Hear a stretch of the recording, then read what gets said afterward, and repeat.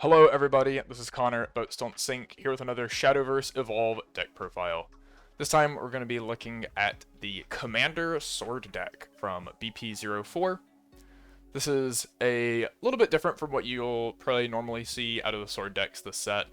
Most of them are leaning a lot heavier aggro with the heroic package from BP03. However, in set 4, we finally got some cards that care about both the officer and commander traits a bit more than we have in the past. We already saw Mars as sort of a card that cares about officers, buffing every officer that enters. In this deck, we're going to look at the cards that care about the commander trait and give it some buffs, helping sort of the set 2 Leonidas deck and making it a bit stronger. As always, before we look at the list, this is sort of just meant to be a starting point for it. It does have a lot of like one-ofs and all that might be good for like specific matchups, but it's not really tuned for any particular field. Kind of just the good decks in general. So as always, test it yourself, make any changes that you find necessary to end up on a list you're happy with. As I said, we do have a lot of 1 and 2-ofs here, but Sword by nature has a lot of searching. With Maid Leader, Gem Staff Commander, Avant Blader, we're going to be able to search all these 1-ofs in the matchups where we need them, search our 2-ofs. And a lot of them are cards that we don't particularly need to see. They're just kind of here to like help us carve out. Obviously, Gawain is our sort of new big legendary. We are playing 3 copies of him, despite the fact that we can search him, because we definitely want to see Gawain. Other new cards we're playing are Perseus, Armor of the Stars, and Cyclone Blade. Along with just a lot of the sort of good generic cards that have seen play throughout the sets in this kind of list. We're kind of... I don't really like looking at this as like a super mid-rangey deck. It's more of what you'd see if you're looking at like Magic the Gathering decks, right? Like a mono green Stompy.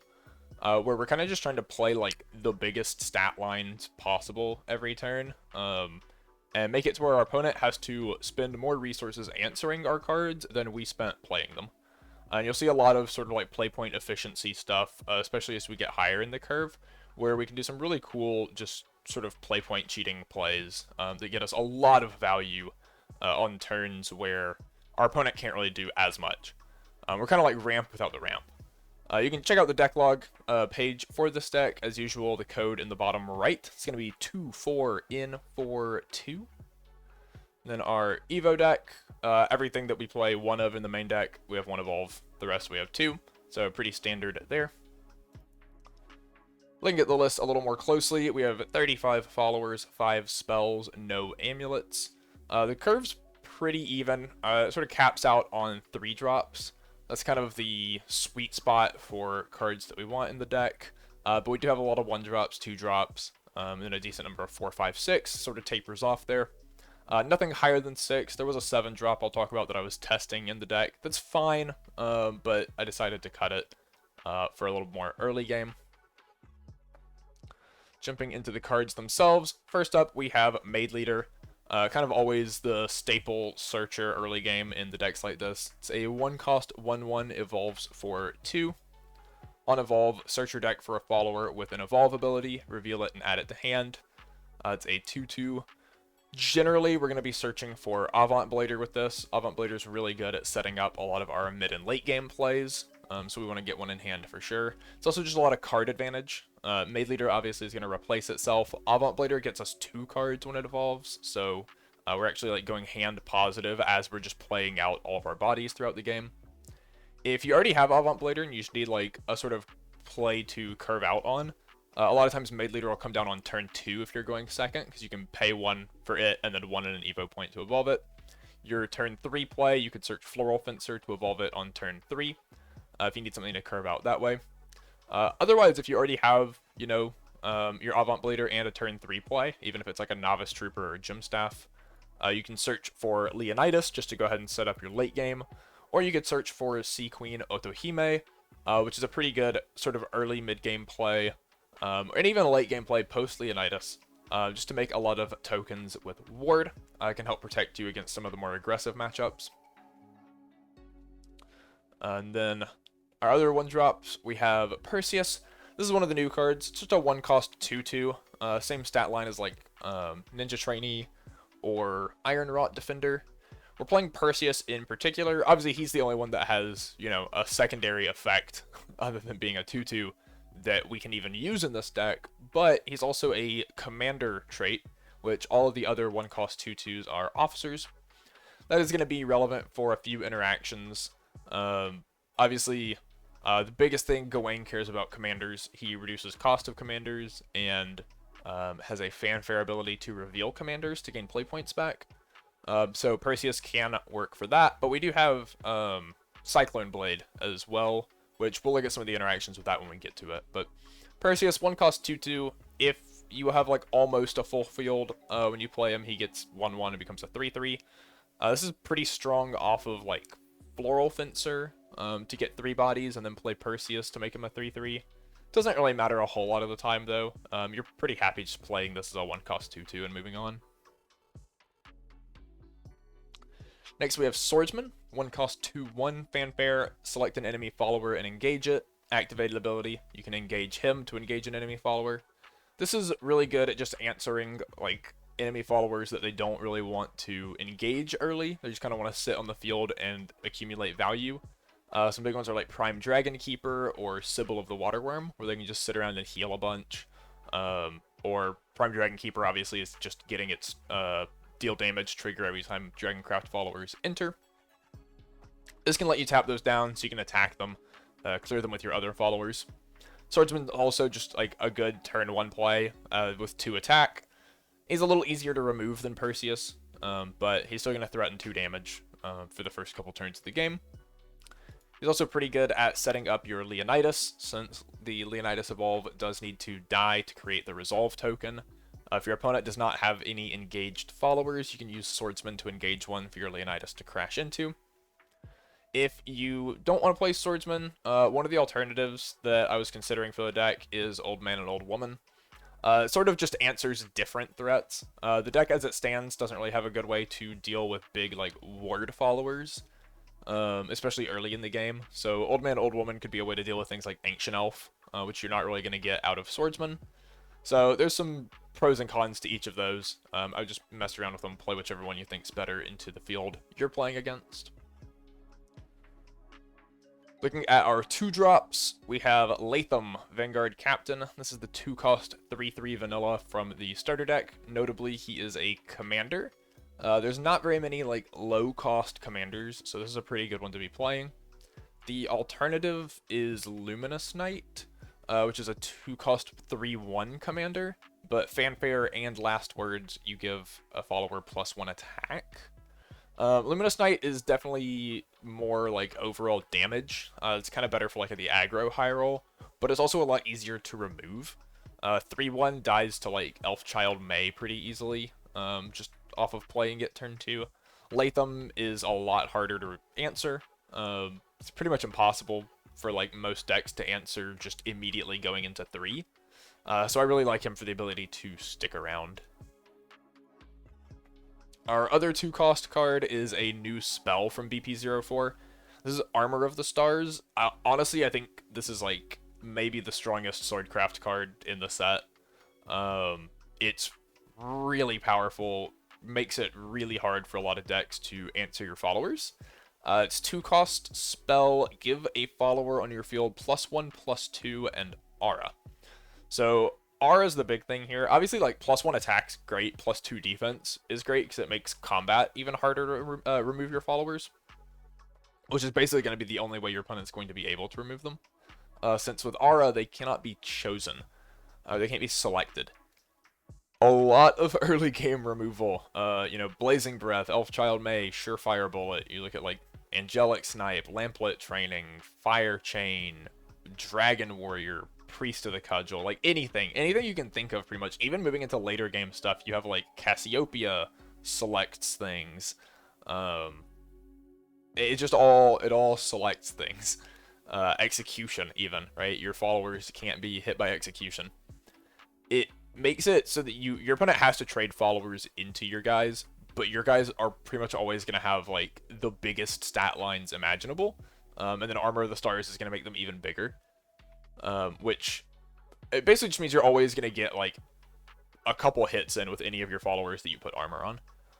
Which is really powerful, makes it really annoying to deal with. There are games I've played where, like, a turn 1 swordsman against, like, Runecraft, like, turn 1 swordsman, turn 2 armor of the stars, and they just can't answer it for, like, 3 turns, and that's 9 damage.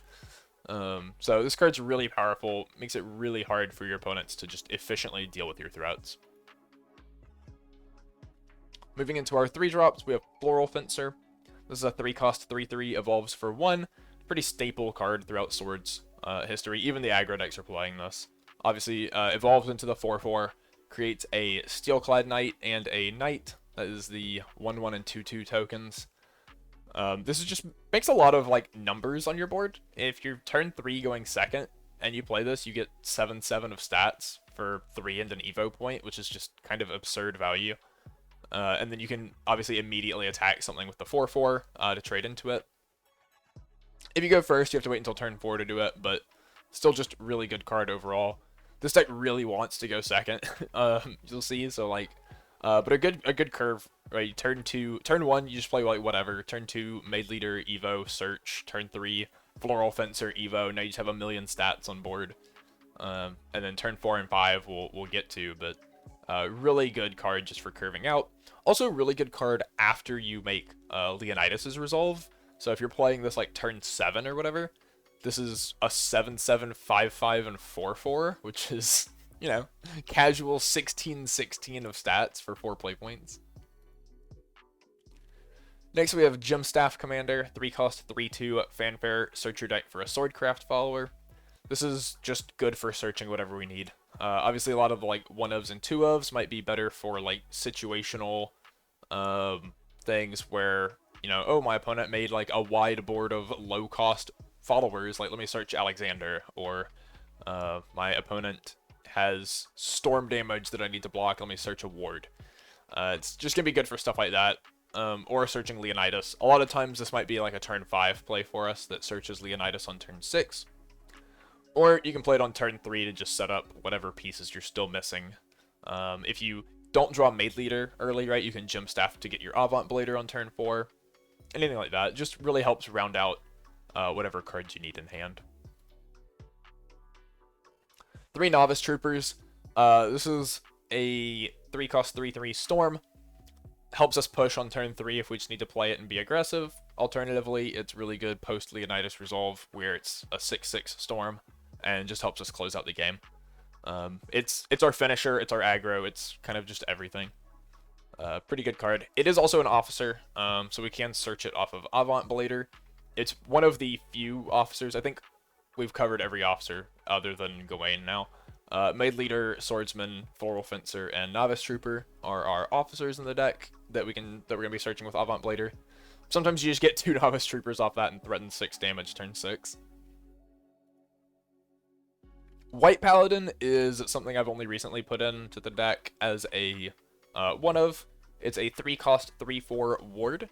Activated ability, pay to engage, summon 2 Shield Guardian tokens. Those are 1/1s. This is another card that, obviously just like playing it as a ward is pretty solid. We can play this turn 5 on the same turn as Gawain, which is kind of what it's in here for, is like, on our turn 5, once we pass back, that's kind of the turn where we might be taking like a Forte or a King Elephant to the face, and we can use White Paladin just as a ward to block those. But White Paladin's also pretty good value late game. Again, post Leonidas Resolve, if we need a lot of just defensive board. For 5 play points, we get a 6/7 and 2 4/4s. And if they answer the 4/4s but can't answer the 6/7, we can just make more 4/4s. So they kind of have to answer the big one, which can be hard. It is also obviously a commander, so you can just play this on turn 3, have a 3/3, and then figure out what to do after from there, whether that's, you know, making tokens or just swinging with your 3/3. Cyclone Blade is another new spell that was introduced in set 4 that we're playing. For 3 cost, select a commander follower on your field, deal X damage to each enemy follower. X is the selected follower's attack. So this is really good. This is quite often just like one-sided conflagration, which is kind of nuts when you think about it. It's also for 3 instead of like 5, which is really nuts. So the big thing here, obviously we're playing a lot of commanders, and a lot of them have pretty high stat lines. So you look at like Avant Blader. If you play Avant Blader, it's a 5/5. If your opponent doesn't answer it and they just make a board, you can just Cyclone Blade them and clear their board, and you still have a 5/5. Alternatively, like you can use Aurelia. A lot of times, if your opponent has 3 cards on field, you're playing Aurelia as a 6/8 that has Rush, Assail, Ward, so it's good for coming down, clearing one thing, and warding the rest. Well, now you can just play Aurelia and then Cyclone Blade and 6 your opponent's board and keep your 6/8 aura to swing at their face later. It's also got some really nice interactions against aggro decks. Against decks like Heroic Sword, where they might go like 1-drop into 2 1-drops. If we hit Perseus or Latham in the early game on like turn 1 or 2, our turn 3 can just be Cyclone Blade. 3 for 1 our opponent's 1-drops, and then just still have our guy to attack them with. And a lot of times that just puts you far enough ahead that like they're probably not coming back from just losing their entire turn 1 and 2 play and not really getting that much damage value out of it. And then obviously if you're still attacking them, they're going to have to spend their next turns answering your board, or they just lose out because now you have a board and they don't. They're trying to be aggro, but it's not really working. This comes up mainly against like Heroic Sword and Fable Haven. They're playing like play a Faria into play like a 2-drop, and then you just clear both of those. Can keep them from like attacking you a whole lot. Moving into our 4-drops, we have Albert as a one of. This is 4-cost 3/5 Storm. Evolves for 3. The Evolve still has Storm. Strike refreshes itself so it can attack twice. And then on Evolve, it doesn't take combat damage for the rest of the turn. This is quite often just a finisher. Since it can attack twice, if we have Leonidas' Resolve, this becomes a 6/8 and hits for 12 total damage in 1 card. Which makes it one of the most efficient ways that we can just kill someone after Leonidas' Resolve. It also curves perfectly out of Gawain. We can turn 5 Gawain, turn 6 Evolve Albert, which can sometimes just be enough to kill them on its own. That is also often like 11 or 12 damage. So kind of just here as a finisher. Since he doesn't take combat damage the turn that he evolves, if you have to, you can like play him, evolve him, and kill 2 things. But that's not ideal. We want to be using the Storm to go face. We have 2 copies of Amelia Silver Paladin. This is a decent turn 4 play if we're going first and can't evolve Avant Blader. So 4-cost 3/3, choose one of the following. Option 1 is we put a follower that costs 3 or less from hand onto field. Option 2 is we deal 4 to an enemy follower. So if we're going first on 4, that means our opponents just had a chance to play a 3-cost and evolve it, which is where the 4 damage is really useful. That scales perfectly into things like Dragon Warrior, Alice, Floral Fencer, Rose Gardener, like all the 3 costs that evolve for 1 pretty much, which is great for clearing those. Alternatively, if we don't really have anything we care that much about clearing, we can use it to just play out a like Gym Staff Commander or Novice Trooper, which means that we're basically playing our 3-drop and then getting an additional 1-cost 3/3 with it, which is good value. 1-cost 3/3 is definitely not something to complain about. It can help us push damage or set up for later. If we do go second and have the evolve point and just like don't have Avant Blader for whatever reason, or if we're just in a position where we don't need the Avant Blader because we have the other cards that we wanted to search anyway, we can play Amelia, summon Floral Fencer, and then use the Evo point to give us 10/10 of stats on board turn 4, which again sometimes can just like end the game because it's just so much damage going at your opponent if they can't clear it. So yeah, Amelia is really just like really versatile. Gives you a lot of options.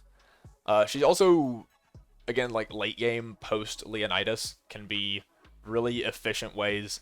Really, like once you resolve Leonidas and get the amulet out, it kind of just comes down to like you want to make as many bodies as possible for as cheap as possible, because then you're getting the most value out of all the +3/+3s, and Amelia is really good at that. Next, our sort of key 4-drop that's really helping us set up Avant Blader. 4-cost 4/4, evolves for 1. into a 5/5. On evolve, search your deck for up to 2 officers, reveal them, and add them to your hand. There's pretty much only 2 cards that we care about searching with this most of the time. It's going to be Gawain and Novice Trooper. If you don't have Gawain, you search Gawain and a Novice Trooper. If you have Gawain, you search 2 Novice Troopers. Since the Novice Troopers are how we're going to win the game, and Gawain is how we're going to get Leonidas set up, hopefully. Other than that, like, you don't really care to search Maid Leader most of the time, unless you, like, really need to search a card that Avant Blader can't get. Where you can, like, Avant for Maid Leader, and then next turn evolve the Maid Leader to search. But that doesn't usually work out too well, because a lot of the things Maid Leader wants to search also need to evolve, and you can't do that in the same turn either. Searching Swordsman comes up every now and then, if you really think you're going to need it to, like, guarantee a way for Leonidas to crash. Or just to answer a big, like, untapped threat on your opponent's board. But otherwise, it's pretty much just Gawain and Novice Trooper. We're playing 1 copy of Sea Queen Otohime. This is a 4-cost 3/4 from set 1. Fanfare, you summon an Otohime's Bodyguard token. That's just a 1/2 with Ward. This is pretty okay, just like on turn 4 if you have to. It's still, you know, 4/6 of stats on 4, which is fine. Can help you sort of protect yourself a little bit. The big thing here, though, is, again, like, post-Leonidas, making a bunch of cheap bodies is really good. It gives you a lot of numbers. And obviously, Otohime evolves for 2 into a 4/5. On evolve, it makes 3 more Otohime's bodyguards. And then any of them that can't fit on your field go to the EX area. So we're getting 4 total tokens for the 6 play points. And we get the Otohime herself. With Leonidas' Resolve, these are 4/5s, which is good into a lot of matchups. Obviously, there's some where 4/5s are just really bad. Like, if your opponent has Humpty Dumpty, that just kills all of them anyway. Or, like, Conflagration or Israfel. But into matchups like Forest, that's just really hard for them to clear. It's going to buy you at least a couple turns of safety from Elephant until they can evolve it. Which is usually enough time for you to kill them if you have Leonidas' Resolve up. Obviously, if they can't clear a bunch of 4/5s, that's a bunch of 4/5s attacking them on the next turn. Which can end a game pretty quickly. If you have to, you can also just play this out like on turn 6 going first or turn 5 going second, which sets up your wards early enough to stop Elephant from coming down like as soon as it's able to. Or it can stop things like Forte again. Just having these wards can protect you from some of the like bigger, chunkier Storm followers. It kind of lines up perfectly timing-wise with them. Moving into our 5 drops, we have Aurelia, Regal Saber. This is 5-cost 4/6, Rush, Assail, Ward. A lot of good keywords. Fanfare, select an enemy leader. If there are at least 3 cards on their field, this gets +2/+2 and Aura. So that makes it come down as a 5-cost 6/8, Rush, Assail, Ward, Aura, which is incredible value. And right now, this card is just like super strong anyway. There's a lot of decks playing a lot of amulets and just a lot of like cheap stuff that's going to be sitting around on their board to sort of like enable their plays. Right, like Forest it could have like Harvest Festivals or Spring Greens, or it might just have Fairy Wisps sitting around that they used to enable combo plays. Haven, obviously going to have like a lot of the amulets sitting around for the Fable deck, to sort of like recover after a Humpty Dumpty play. Even Dragon, if they're playing Discard Dragon or PDK really. PDK is obviously taking up space on their board. Discard Dragon's going to have amulets. There's a lot of ways to get this +2/+2 and Aura turned on. And it makes Aurelia very hard for these decks to answer. And since she has a sail, she can also kill a lot of the things that might, you know, be taking up your opponent's board, giving you that 3-card condition in the first place. And she has Ward, so you can still play this to ward up, to block, you know, Elephants, Fortes, etc. as early as possible if you need to. And now, the star of the show, Gawain of the Round Table, the new legendary from BP04. It's a 5-cost 5/5 Rush. Ideally, we don't want to be using that Rush keyword, but if you have to, it's there. Fanfare, reveal 2 Commander or Arthurian cards in your hand, recover 2 play points. I'm not going to show all of them on the screen because there's just too many of them, but there are like 11 different commander cards in this deck or something. It's 25 out of the 40 cards are legal targets to reveal for this effect, himself and every commander. And that recovers you 2 play points on play, which means turn 5 you get effectively 7 play points of value instead of just 5. So it's like you ramped twice, which is really good. And then while this card is on your field, the first commander card you play each turn costs 1 less. And since he himself is not a commander, it means that after you play him, you can still play a commander card and it will get the cost reduction, which means we could actually get 8 play points of value on turn 5. Now, the main thing we want to be doing with this is actually not using the commander cost reduction on the first turn. If we play Gawain on 5 and get 2 play points back, ideally we want to be putting Armor of the Stars on him. That makes him a 5-cost 6/7 aura, which is nigh impossible to remove unless your opponent's playing like Shapeshifting Mage. And if they are, you know, maybe consider that and play a little differently. But most decks just can't answer a 5-cost 6/7 aura on turn 5, or even on turn 6. Which means he's going to survive. Which means he's going to get to attack for 6 next turn and give you cost reduction with your full 6 play points, which lets you do a lot of cool things. We'll look at those in just a second. If you don't have Armor of the Stars, you do have a couple other plays you can make. Since he reduces your commander cost, you can actually play a 3-cost commander using the 2 play points you have left. This could be a Gem Staff commander to search whatever your turn 6 play is going to be, or it could be a White Paladin to just ward up and protect yourself. This could be the play against like Dragon or whatever if you think they might have Shapeshifting Mage anyway. This at least protects you. Well, it could protect your Gawain from the Shapeshifting Mage if they don't have another way to get rid of White Paladin. Otherwise, it could protect you from like Forte or something like that hitting you.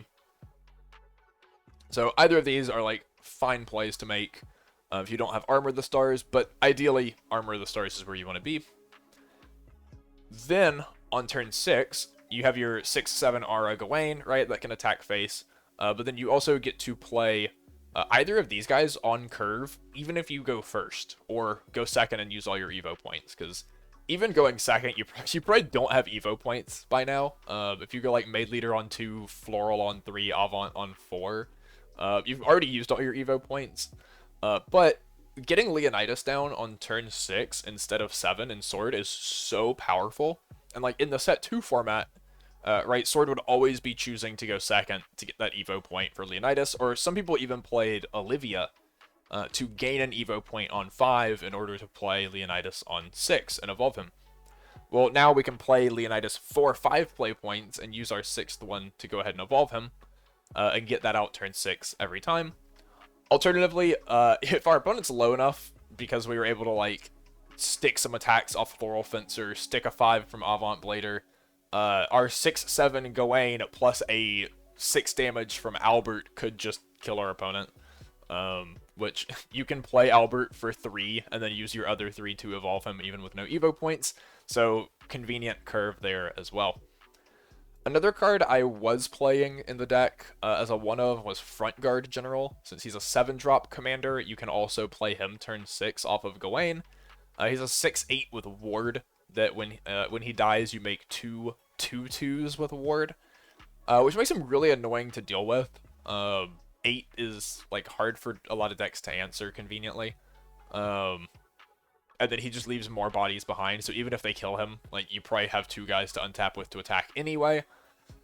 However, a lot of times it just ended up where, like, it was just never better than playing Leonidas, so I ended up cutting him for the Shield Guardian, not Shield Guardian, the White Paladin that makes the Shield Guardians.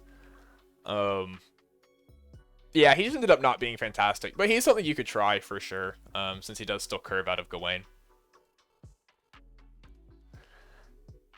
Next, we have 1 copy of Alexander at 6. He is a 5/9 rush assail during your turn whenever he deals combat damage, so that's follower damage.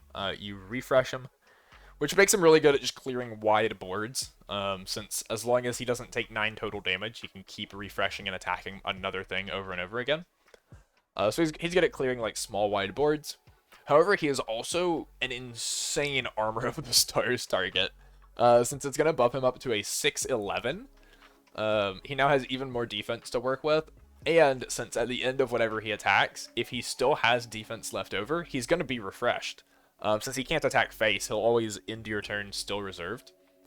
Having Aura makes it just that much harder for your opponent to deal with him, meaning he's even more likely to get like 6 damage face in on the next turn.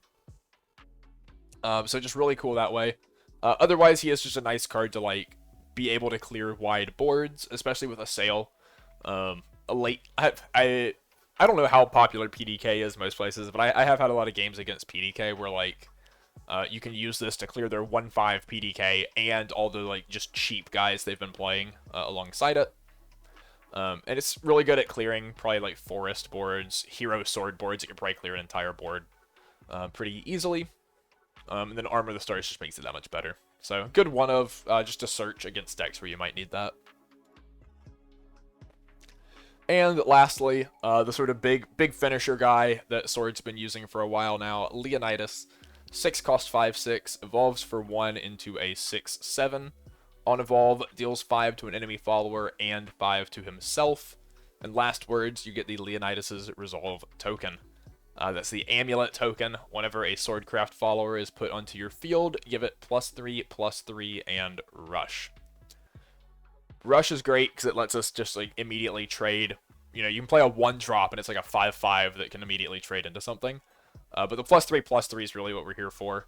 This is really good, again, with anything that has like ward or makes multiple bodies. So like White Paladin and Otohime can make multiple ward tokens that are going to be 4/4s, 4/5s, be able to block damage and still be huge, so they're hard to kill and can go in face next turn. Alternatively, storm damage can just win us the game on the spot. A lot of times, if your Leonidas, you know, gets the amulet up and your opponent's at 12, you can just 12 or lower, right? You can just immediately kill them with an Albert or 2 Novice Troopers. That's a pretty solid way to close out the game. And since a lot of our numbers are so big on our followers, getting them that low by turn, 7 is not that hard. We have a lot of 5/5s, a lot of, 6 attack, 4 attack swings that are going to get them there pretty quick. So looking at the deck as a whole, once again, it's really just a pile of a lot of synergy. We just want to curve with the biggest guys every turn. It's a lot of curve, a lot of synergy. Things like flow into each other really well. A lot of your curve lines up really smoothly. And it's just got some cards that are really annoying for opposing decks to deal with. So the pros, obviously, very large stat lines on our guys. Aura is a super strong keyword ability. Probably the strongest in the game right now, I think. Just because of how a lot of removal works. So having Aurelia and Armor of the Stars makes the deck really hard for decks to deal with. We can create really strong ward fields off of White Paladin and Otohime and Aurelia if we need to go a defensive route. And with Leonidas, we can get a lot of storm damage out of our finishers with Novice Trooper and Albert to close out games consistently. So all around, just really strong deck. A lot of upsides. Some of the downsides, we can struggle to clear high defense followers in the early game without Old Man and Old Woman. Ancient Elf in particular comes to mind. Most of our removal is combat based, which means, again, we do fall prey to like quick timing stuff if we don't get Armor of the Stars up. Or, we're just going to have to trade followers into our opponent's followers sometimes if we can't get, straight up bigger than them. And despite the fact that we have a lot of wards, we don't have a lot of healing, which is going to make the matchup a little hard against some of the just like burn damage based decks. So Discard Dragon, Fable Haven, and even, obviously King Elephant can ignore ward once he evolves. I doubt the game goes that long, but the burn damage, Chimera too, right? Giant Chimera can just burn us for a bunch of damage. We don't really have any way to deal with those since our wards can't stop them. So those are some downsides to think about. Again, you can check out the deck log code in the bottom right or in the description, 24in42 to see the whole deck log page. Here is the list and the Evo deck. and thank you for watching as always. This is a deck I've been playing a lot just after I wasn't super happy with Heroic Sword, and I've really enjoyed playing the Commander build. It just feels really good to play. You never run out of hand. You always have really strong followers, so one I've really been enjoying. If you have any other decks you'd like to see, make sure to leave them below in the comments. As always, like and subscribe, and hopefully we'll get some more videos out for you guys soon. Until then, there should be some on the screen for you to watch, and we'll see you next time.